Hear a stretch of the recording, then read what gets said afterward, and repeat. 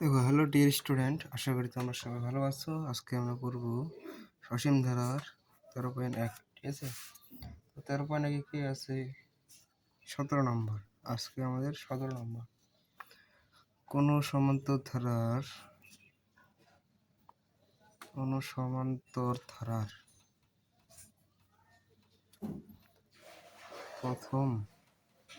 প্রথম n সংখ্যক পদের সমষ্টি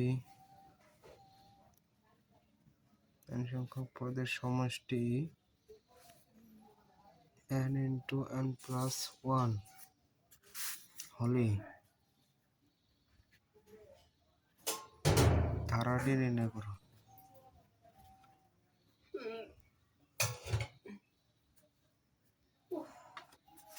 ঠিক আছে, তাহলে সমাধানে দাও। এখানে কিন্তু ধারা নাই, ধারাটা তোমাদের বাইর করতে হবে। সমষ্টিটা দেওয়া আছে কিন্তু ধারা নেই।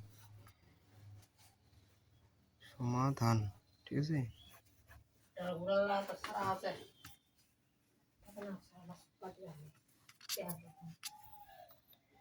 দেওয়া আছে, দেখো দেওয়া আছে।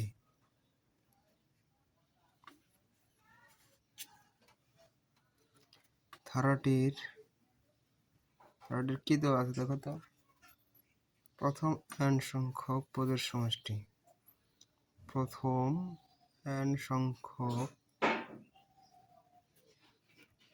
সমষ্টি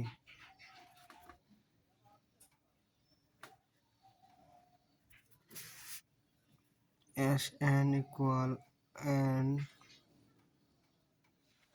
into n plus 1। ঠিক আছে, অতএব n equal 1 হলে ধারাটির প্রথম পদ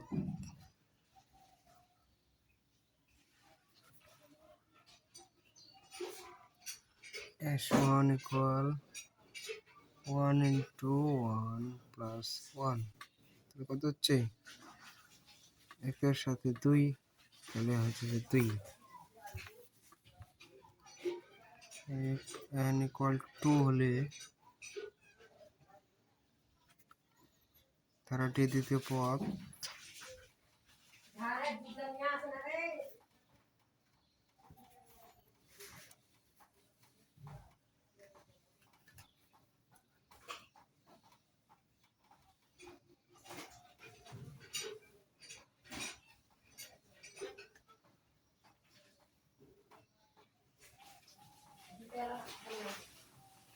দ্বিতীয় পদের সমষ্টি।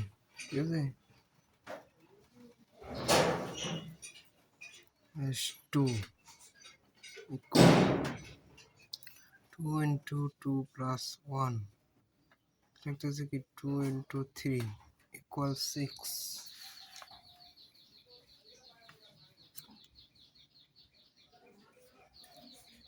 অতএব ধারাটির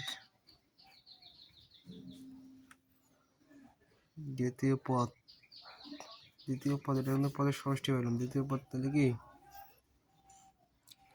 s2 minus s1 equal 6 minus 2 equal কি 4। আবার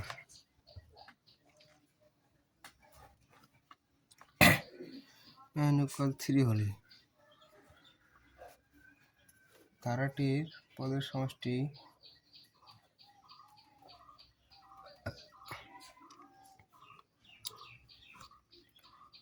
প্রথম তিনটি পদের সমষ্টি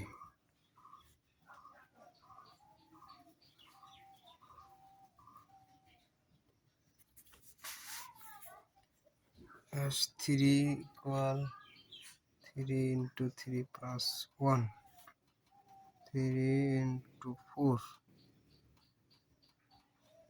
3 4 12। অতএব ধারাটির তৃতীয়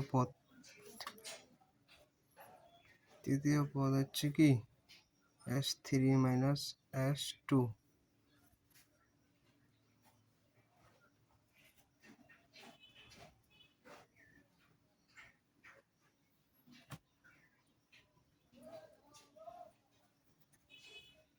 S2 এর মান কত পাইছি আমরা? এই যে S2 এর মান 6। হ্যাঁ, তাহলে S12 মাইনাস 6 আছে কত? 6।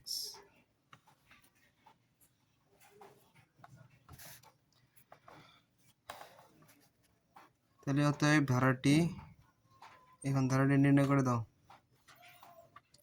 2, প্রথমে পাইলাম 2, তারপর পাইলাম 4, তারপর পাইলাম 6। ঠিক আছে, 2 4 6, 2 4 প্লাস 6 ইত্যাদি। এটা কিন্তু আমাদের অ্যান্সার। হ্যাঁ, দেখো সোজা না, অঙ্কটা খুব সোজা, একটু মাথা খাটাইতে হবে, তাইলে কিন্তু হয়ে যাবে। হ্যাঁ, আর তোমরা যারা এখনো আমার কোর্সে ভর্তি হয় নাই, ম্যাথ আর হায়ার ম্যাথ, হ্যাঁ, এই কোর্সে ভর্তি হয়ে যাও। যাদের এক্সাম আছে তাদের কাজে লাগবে। কোর্স ফি মাত্র 1580 টাকা। যারা কোর্সে ভর্তি হয়েছ কিংবা হতে যাচ্ছ, বন্ধু বান্ধব আত্মীয় স্বজনকে বলে দিবে। যারা ভর্তি হবে তারা অবশ্যই এই নাম্বার কন্ট্যাক্ট করবে, 01329044206। অবশ্যই তোমাদের বিকাশ পেমেন্ট করে ভর্তি হতে হবে। ঠিক আছে, দেখা হবে এই পর্যন্তই আজকে।